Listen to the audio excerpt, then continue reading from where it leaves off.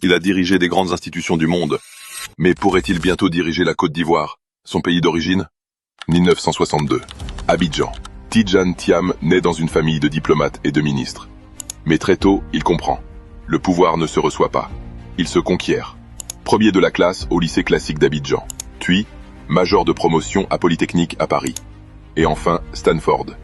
Un parcours sans faute, une ascension fulgurante.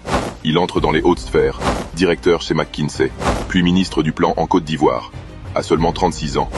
Mais la guerre civile éclate. Il fuit, exilé, humilié, mais il se relève.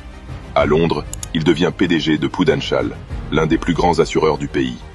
Juillet 2015, il prend la tête de Crédit Suisse, l'un des géants de la finance mondiale. Un Africain à la tête d'une banque suisse, du jamais vu. Son style dérange. Il restructure, il taille, il sauve, mais il dérange trop. Un scandale éclate, filature, guerre d'ego.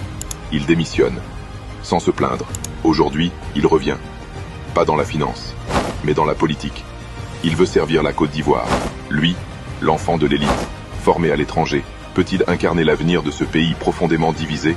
Ses détracteurs lui reprochent de s'être absenté trop longtemps, de ne pas connaître les réalités des Ivoiriens au quotidien, d'être un opportuniste, ou encore d'être un nouveau pion de la France. Tidjane Thiam a eu un parcours professionnel exceptionnel, depuis McKinsey jusqu'à Crédit Suisse, en passant par Prudential ou encore Kering Group. Mais une question reste en suspens. Tidjane Thiam a-t-il l'étoffe pour être président de la République de Côte d'Ivoire?